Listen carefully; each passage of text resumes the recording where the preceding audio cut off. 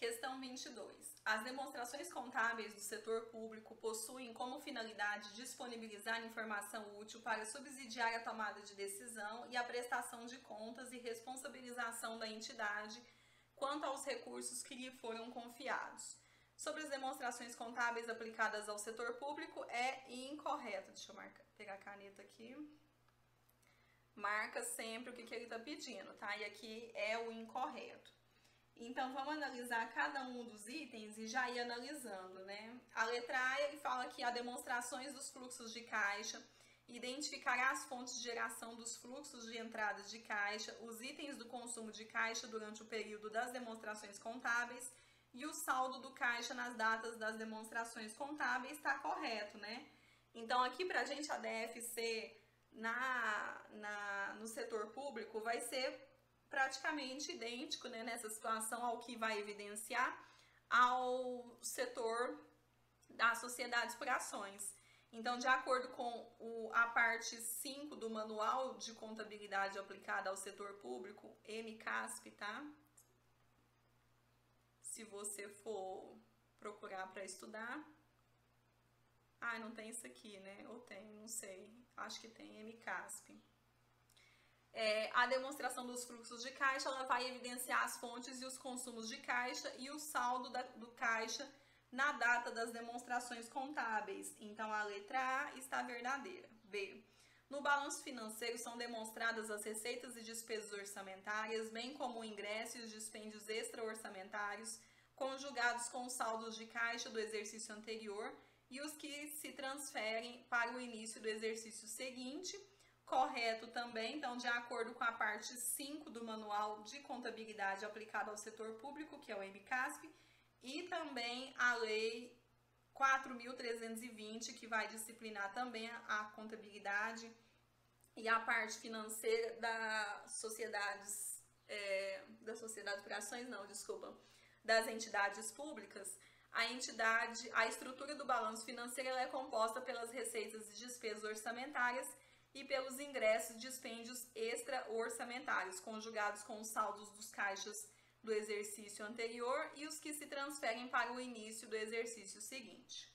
Na letra C, ele diz que no balanço orçamentário é demonstrada uma situação de desequilíbrio entre a previsão atualizada da receita e a dotação atualizada, em decorrência da utilização do superávit financeiro dos exercícios anteriores pela abertura dos créditos adicionais. Tá correto também, e aí de acordo também ao MCASP, o balanço orçamentário vai demonstrar uma situação de desequilíbrio entre a previsão atualizada da receita e a dotação atualizada.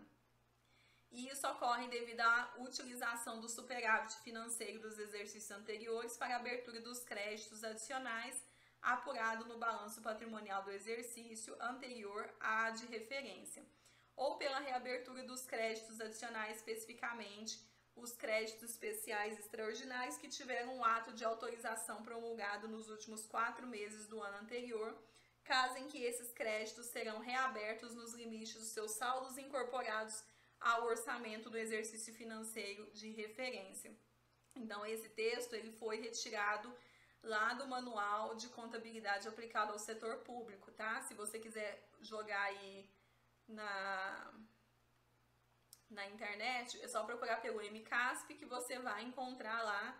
Ele tem umas 500 páginas, mais ou menos, o manual, e ele vai trazer toda a padronização e tudo que você precisa saber aí sobre contabilidade aplicada ao setor público. Na letra D, a demonstração da variação patrimonial evidencia qualitativa e quantitativamente a situação patrimonial da entidade pública por meio de contas representativas do patrimônio público, bem como os atos potenciais que são registrados em contas de compensação. E aí está incorreto, porque não se trata de demonstração das variações dos patrimoniais e sim do balanço patrimonial, tá? Então, de acordo com a parte 5 também aí do MCASP e da Lei 4.320, eu tô com a 6.404 na cabeça, né? E aí a fonte sugerida, né? Então o gabarito ficou sendo a letra D. E aí você vai ter, então, você vai encontrar a Lei 4.320 na internet, tá no site do Planalto. É bem tranquilo de ler, ela é pequena E aí, lógico, né, você precisa ter uma base, saber alguns conceitos primeiro antes de ler, porque talvez fique um pouco, mas ela é bem tranquilo de estudar.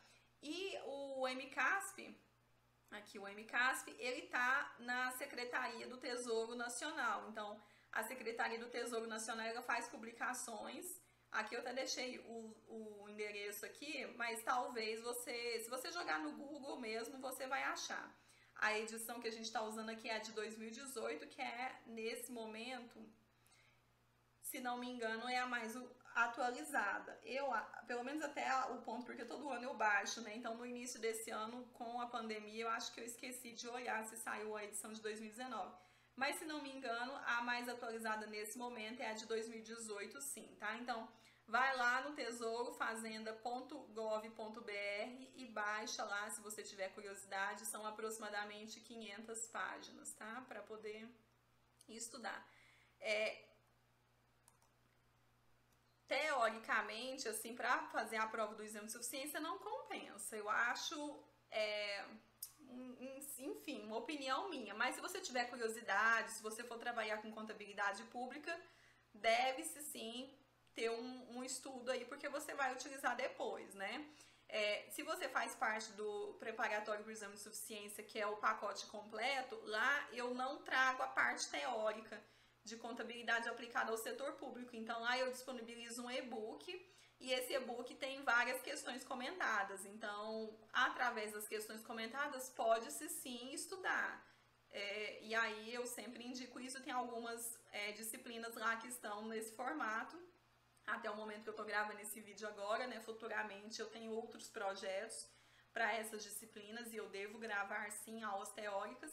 Mas nesse momento que eu estou gravando esse vídeo, que é em junho de 2020, ela tá no formato de e-book, então tem as questões comentadas e eu acho que é muito possível sim fazer o estudo por questões comentadas e foi assim que eu estudei na minha época, né, para o exame de suficiência.